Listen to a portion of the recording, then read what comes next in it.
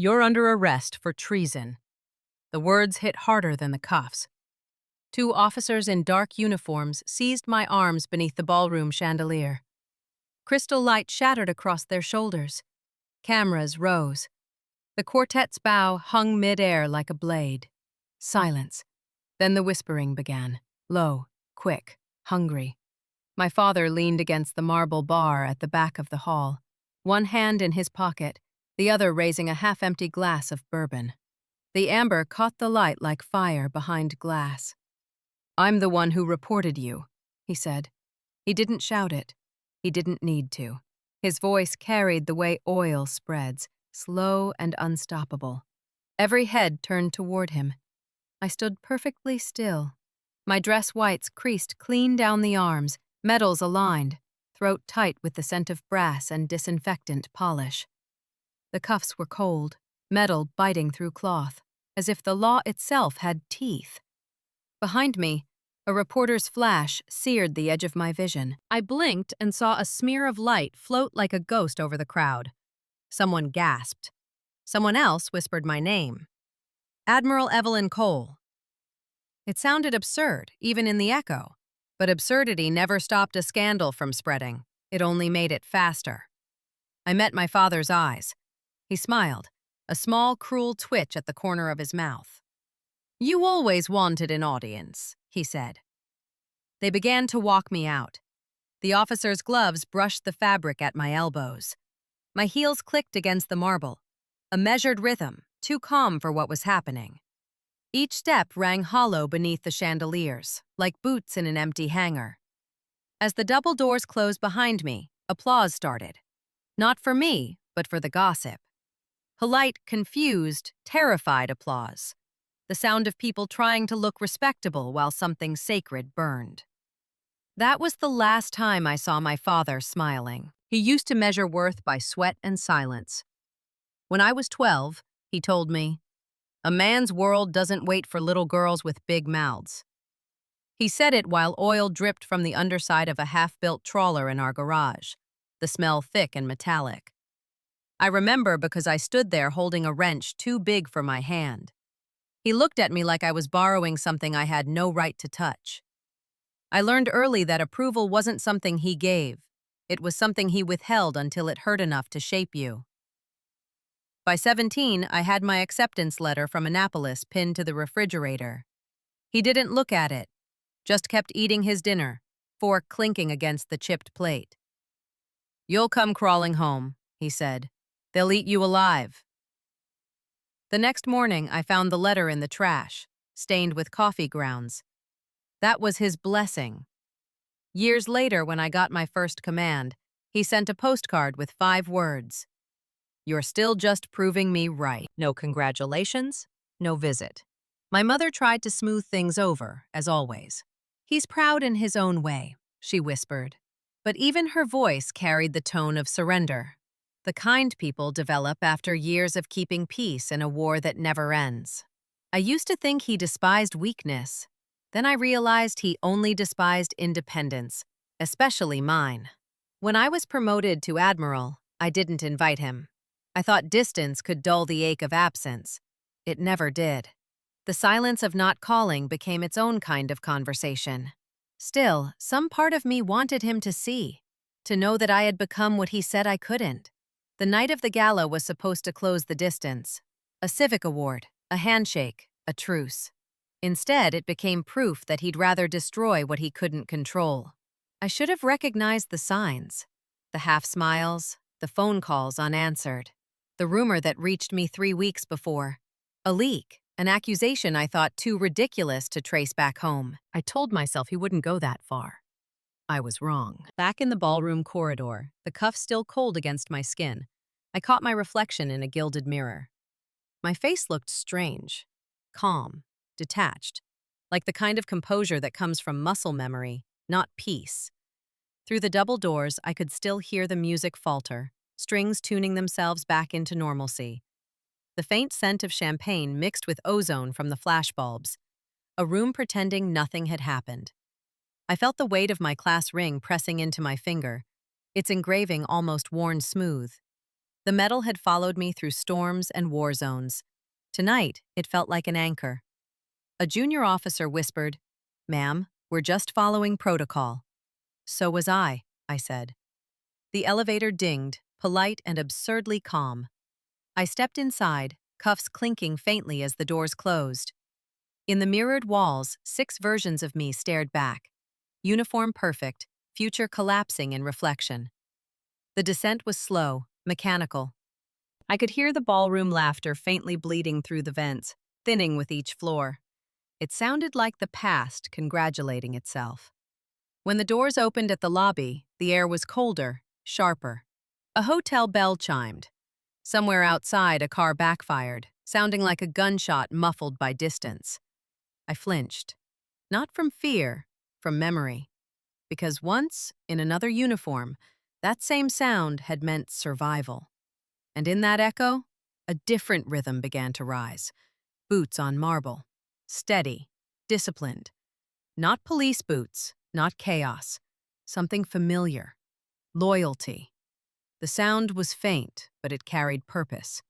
I straightened without thinking, the way one does when duty calls, even when the rest of the world thinks you're guilty. And I knew, somehow, that whatever this was, it wasn't over. The boots kept coming. Closer now, synchronized. Not pursuit, formation. The sound of those boots faded before I reached the end of the lobby. The officers led me to a waiting car, a black sedan humming beneath the hotel portico, its paint catching reflections of rain-slick light. The smell of wet asphalt cut through the floral air freshener, sharp and metallic. One officer opened the rear door. "Admiral Cole, please." His tone carried hesitation, as though even he knew the words didn't fit together. Admiral and arrested. I sat down, back straight. The seat leather was cold. It creaked when I exhaled. Through the tinted glass, I saw flashbulbs explode outside the ballroom entrance. My father lingered on the steps, reporters crowding him already. He wasn't hiding. He was posing. He wanted to be seen. For a man who claimed to despise attention, he'd spent his life constructing moments where he could own it. Tonight, I realized, was his masterpiece. The drive to the field office was quiet, except for the rhythmic tick of the turn signal, steady as a metronome, marking time toward humiliation. The younger officer in the front seat kept glancing at the rearview mirror, his jaw tight. The older one said nothing. My wrists ached against the cuffs. I could feel the pulse beneath the steel, stubbornly alive. When we stopped, rain had begun to fall. Thin, cold, wind-driven needles that stung the skin. The fluorescence above the entrance flickered, humming with that sterile electricity that always reminded me of naval corridors at midnight. Inside, the air smelled like paper and burnt coffee. They sat me in a gray room with nothing but a table, 2 chairs, and a humming light that buzzed like a trapped wasp. No shouting, no drama, just the long procedural stillness of bureaucracy sharpening its knives. After 15 minutes, a young analyst entered, carrying a folder too thin to hold the truth. Her voice was careful. "Admiral Cole, you're being questioned regarding a potential breach of classified information connected to Operation Saladin." My throat dried. That name wasn't supposed to exist outside a sealed clearance level. She continued, avoiding my eyes. "Your access logs appear to have been duplicated. We're verifying the source. Duplicated. Not used, not leaked. But someone wanted that distinction to vanish in headlines." I kept my tone even. "Who filed the report?" She hesitated. "It came from a civilian source. Anonymous at first. Then signed." "Signed?" She nodded, sliding a photocopy across the table. The signature hit me before the words did. R. Cole.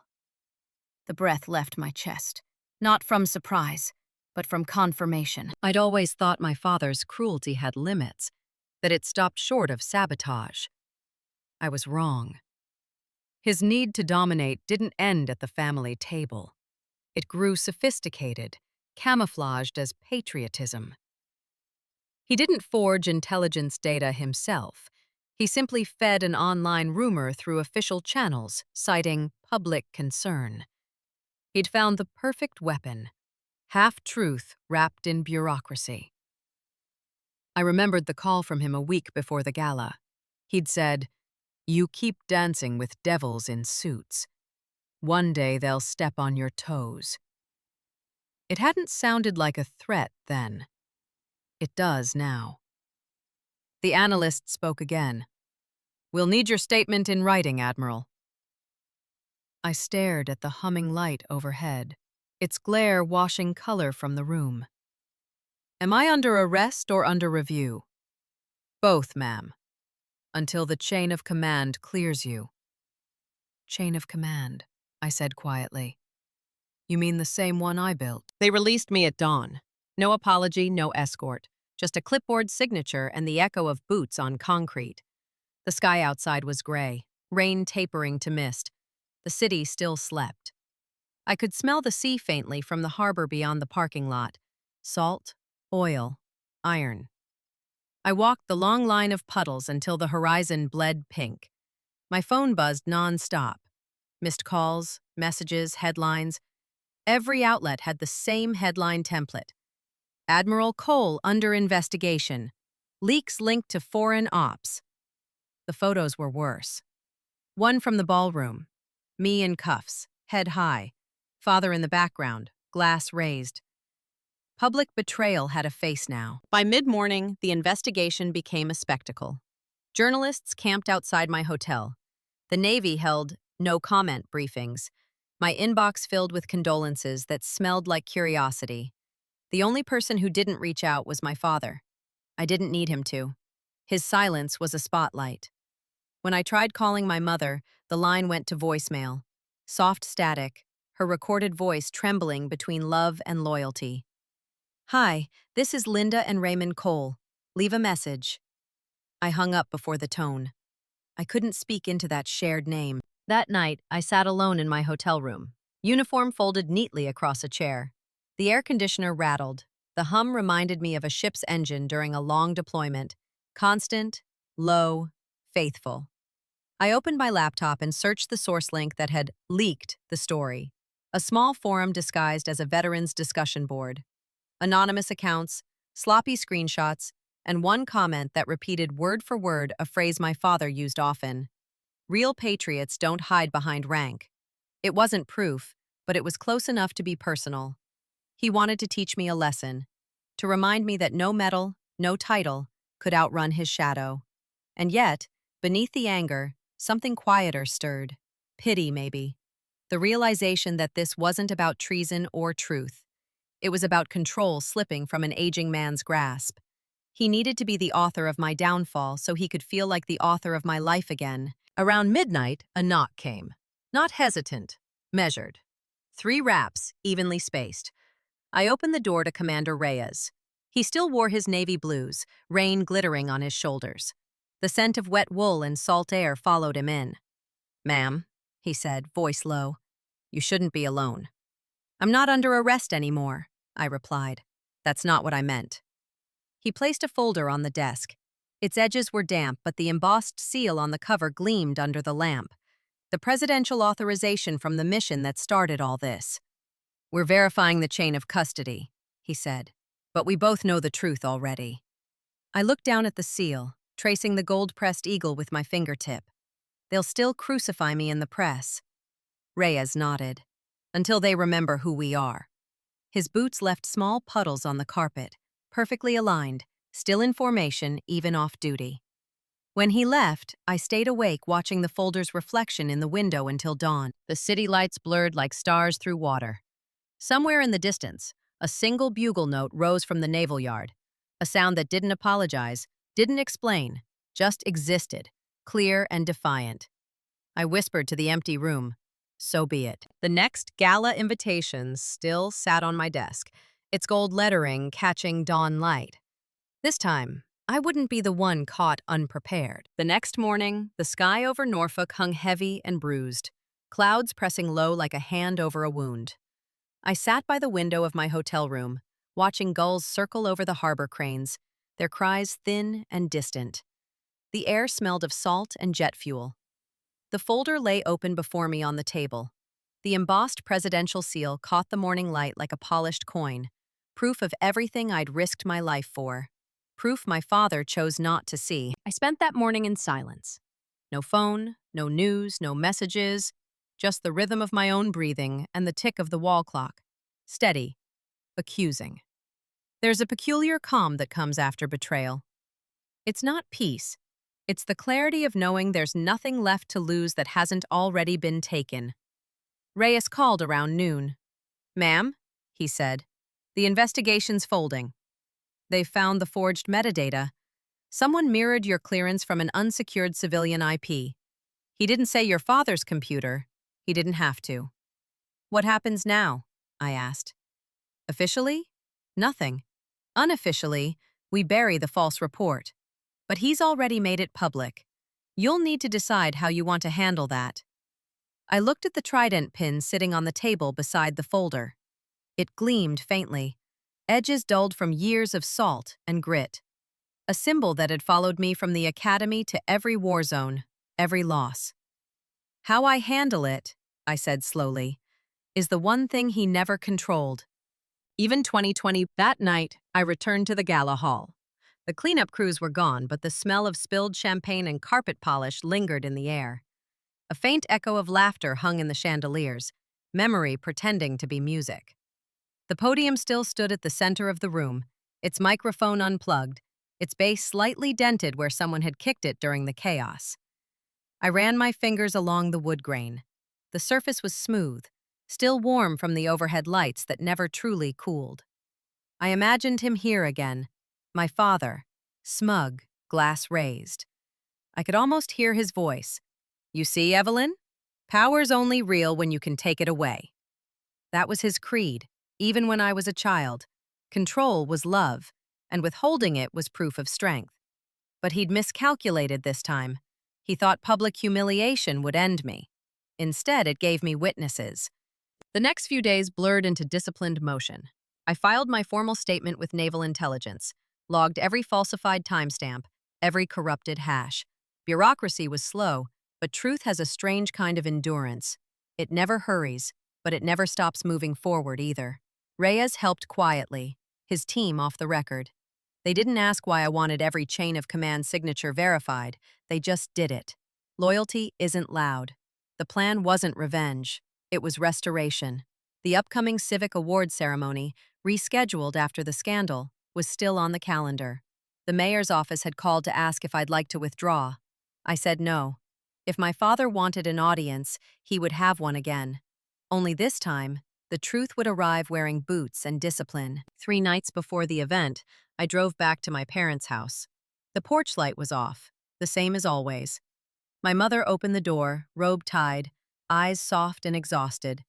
The scent of lavender hung in the air, mixed with the faint bitterness of burnt coffee. She looked smaller than I remembered, as if the years had been subtracting her gently. Her hands trembled when she tried to fix the collar of my coat, then stopped halfway. "You shouldn't be here tonight," she said quietly.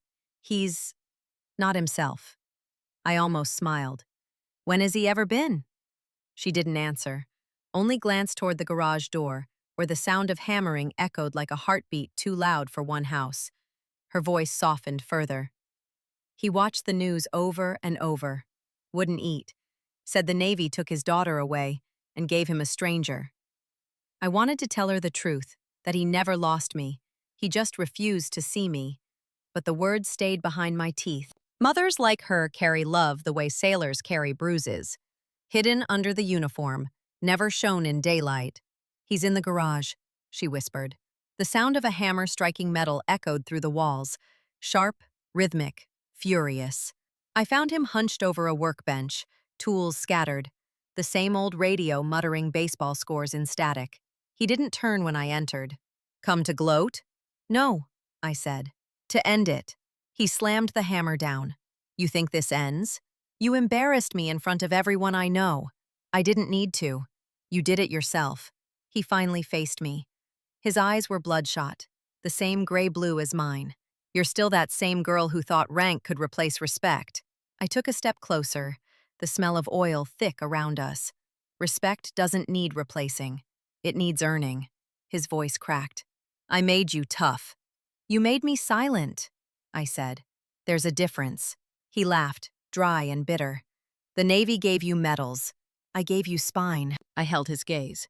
And now I'm giving you truth. He sneered, but there was fear behind it, the kind that appears when someone realizes the story's no longer theirs to narrate. I placed the folder on the workbench, its seal catching the overhead bulb's glare. Presidential authorization, I said. Every file, every operation you accused me of leaking. Approved, logged, and signed. He looked at it like a snake he couldn't unsee. I continued, quietly. You didn't just accuse me. You accused the flag you taught me to salute. For a moment, the radio static filled the silence. Then he muttered, "They'll forget in a week." "No," I said. "They'll remember how the truth walked in calmly." I turned to leave. He didn't follow. Outside, the night smelled of rain again. The crickets sang like tiny engines. As I reached the car, the front door opened again. My mother stood framed in the porch light, her cardigan pulled tight around her shoulders. She didn't call out. She just looked at me, eyes shining, jaw trembling like she wanted to speak and couldn't. When she finally did, her voice barely crossed the distance. "Don't hate him, Evelyn. He only knows one language, control. You learned another." The words hung in the air, soft as prayer but heavy as truth. I nodded once. The porch light flickered, and for a heartbeat I thought I saw both of them, the man still in the garage, the woman at the door. Two kinds of loyalty burning out in the same house. As I walked back to my car, I heard the hammer fall again. Not in anger this time, but in surrender. Back in my room, I laid out my uniform for the ceremony. The white jacket gleamed under the lamplight, crisp and precise. I polished the trident pin until the gold edges caught fire in reflection. The plan wasn't vengeance. It was order. Reyes would handle the arrival. The SEALs would attend the event in official capacity, publicly, not covertly. The liaison would carry the verified document.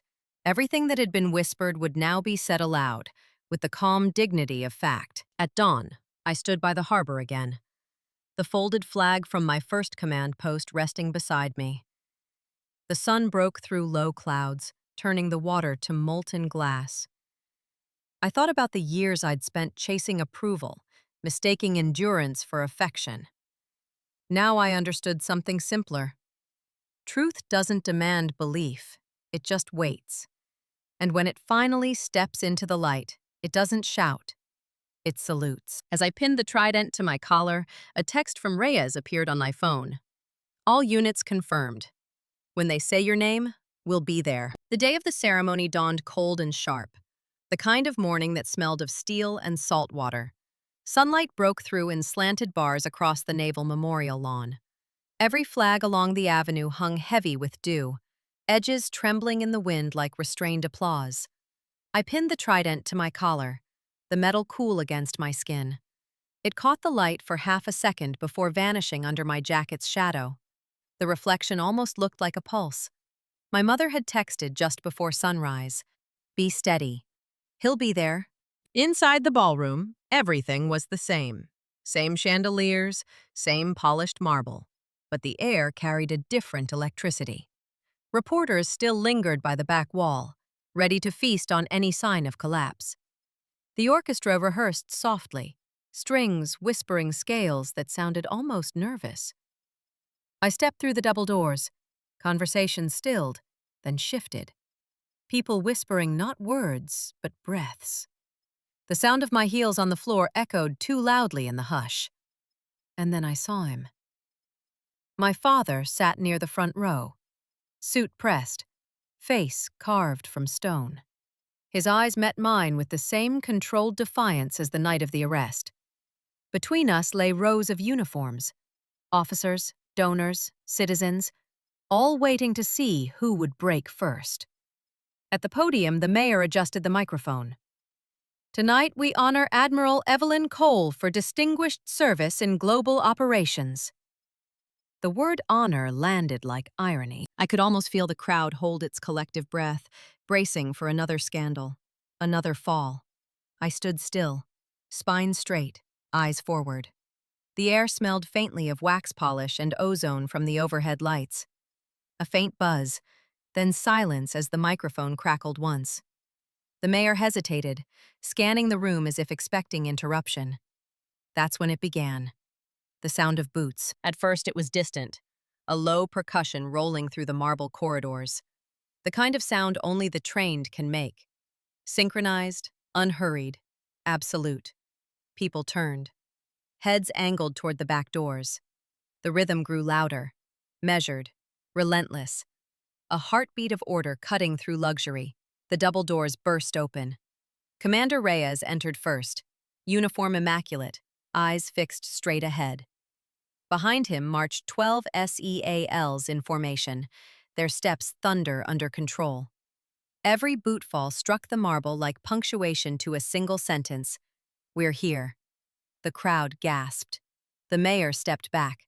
Reyes saluted, then spoke. Not loudly, but his voice filled the room. "Admiral Cole, ma'am. We're here on official directive." The words weren't dramatic. They were confirmation. The truth didn't need volume. It only needed presence. The SEALs halted behind him. Perfect alignment, every chest gleaming with ribbons. Then the federal liaison entered. Gray suit, silver badge, a folder under his arm. The presidential seal on its cover caught the chandelier light, scattering it across the floor like shards of gold. He turned to the podium. "This document verifies Admiral Cole's clearance and mission authority." The allegations made against her were based on falsified data, sourced from a civilian forgery now under review. The silence that followed wasn't empty. It was stunned. I looked at my father. His hand trembled slightly, the bourbon glass replaced by nothing at all. He tried to stand, failed, then sank back into his chair. Reyes faced the crowd. "For the record," he said, "she didn't break protocol." The words rippled through the room, quiet but seismic. One by one, the SEALs raised their hands in salute, not to me as their superior, but to the principal I'd been accused of betraying. The motion was slow, deliberate. The kind of silence that follows respect isn't empty. It's full of truth finally allowed to breathe. For a moment, even the cameras stopped clicking. I walked forward to the podium. The wood felt warm under my palm, the faint scent of varnish mingling with adrenaline. I could feel every eye on me, but inside there was only stillness. I looked once toward my father. His face had gone pale, the kind of color people turn when pride loses oxygen. My voice didn't need to rise. It only needed to exist. "Ladies and gentlemen," I paused, long enough for the weight of quiet to settle. "We'll honor the fallen first." No speeches, no apologies. Just those 10 words, steady and surgical. The entire room rose. Some stood out of duty, others out of shame. My father didn't move. He couldn't. The orchestra picked up instinctively. Taps, low and haunting. The sound filled the hall like a tide, washing away the noise of gossip and pride until only reverence remained. I saluted, holding the gesture just long enough for the cameras to catch it, not for fame, but for record. For history to remember which way dignity faced. After the ceremony, I stepped outside. The night air was cold, carrying the faint smell of rain and jet fuel from the nearby base. The marble steps gleamed under the lights, slick but beautiful. Reyes joined me. "It's done," he said simply. "Not yet," I answered. "He's still inside." Through the glass doors, I could see my father sitting alone. People had begun to leave, drifting around him like a rock in a current. My mother stood beside him, one hand resting on his shoulder. He didn't look up. She did. Our eyes met through the glass, and she nodded once, a gesture not of triumph, but of release. I turned back toward the parking lot, where the SEALs waited at ease, the classified folder tucked safely under the liaison's arm. The trident on my collar caught one last reflection of light. For the first time that night, I exhaled fully. The sound came out like the sea, quiet, endless, certain. As I reached the bottom step, a voice behind me, low, breaking, whispered, "Evelyn." It was my father. But this time, he didn't sound like command. He sounded like consequence. The night after the ceremony, the hotel corridors smelled of polish and silence. Every sound, the hum of the elevator, the click of my shoes, the soft rustle of my uniform jacket, felt exaggerated, like echoes in a church after the congregation has gone home. I closed my door behind me and leaned against it. The adrenaline had burned away, leaving only the faint tremor of aftermath. From the desk, my phone buzzed once. A message from my mother. "He's quiet. That's all. Quiet." I stared at the words for a long time before setting the phone face down. Some silences are heavier than shouts. Outside, the wind picked up, rattling the balcony rail. It carried the distant sound of ships in the harbor, horns calling to one another through the fog. That sound had followed me my whole life. Tonight, it didn't sound like command or duty. It sounded like forgiveness, moving slow across water. Morning came washed in gray. I woke early, still half in uniform, the trident pressing faintly against my skin where I'd fallen asleep wearing it.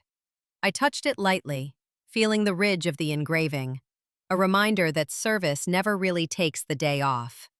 By midday, the news had already shifted tone. Admiral cleared of allegations. The same reporters who'd whispered betrayal now used words like vindicated and exonerated. But I'd learned not to mistake headlines for truth. Public redemption is just another kind of theater. The real reckoning happens quietly, between people who once shared a roof. A week later, I drove back home. The air was thick with spring, cut grass, diesel from lawnmowers, the faint sweetness of lilac. The town square had banners strung for Memorial Day, red and white snapping in the wind. My father was already there. He stood near the podium set up beside the War Monument, a small crowd gathering. The mayor shook his hand, though both of them looked unsure who was consoling whom. My mother stood a few feet behind him, holding a folded flag to her chest. When I approached, heads turned. The whispers started again, but softer this time. Not gossip, but recognition. My father saw me and froze. For a second, I thought he'd walk away. Instead, he stepped toward the microphone. His hand trembled slightly as he adjusted it. The microphone squealed once, then steadied.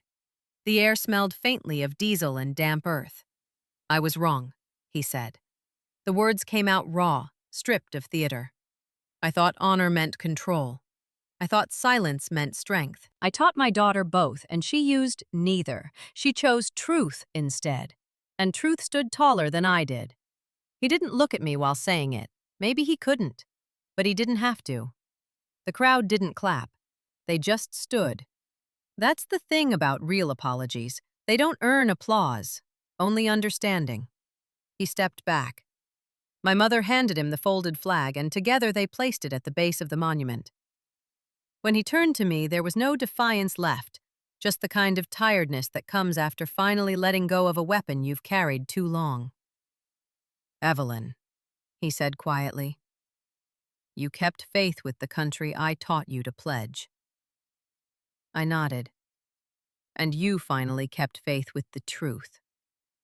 His eyes glistened, not from tears exactly, but from the recognition of distance closing. The ceremony continued. The band played softly, brass low, percussion steady.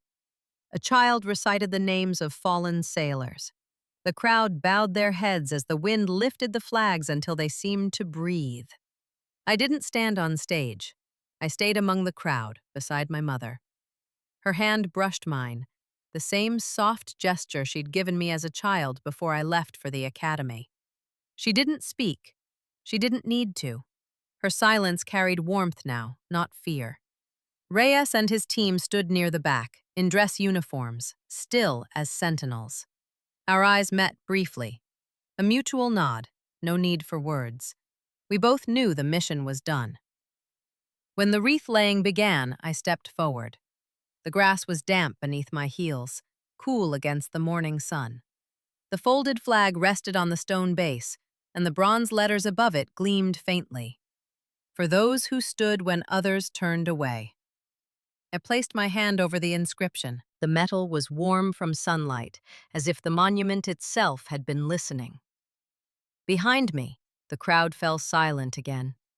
Even the gulls circling above seemed to pause mid-cry. Later, as the crowd dispersed, my father lingered by the monument. He looked smaller somehow. Not diminished, but human. When I approached, he said quietly, "I don't expect forgiveness." "You don't need to expect it," I replied. "You only needed to stop fighting it." He nodded once, then glanced toward my mother, who waited by the car. "She said you've always had her eyes." "Maybe," I said, "but I had your stubbornness.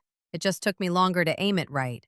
He let out a short, cracked laugh, the kind people make when they finally see the shape of what they've broken. Then he turned and walked toward her. She took his arm.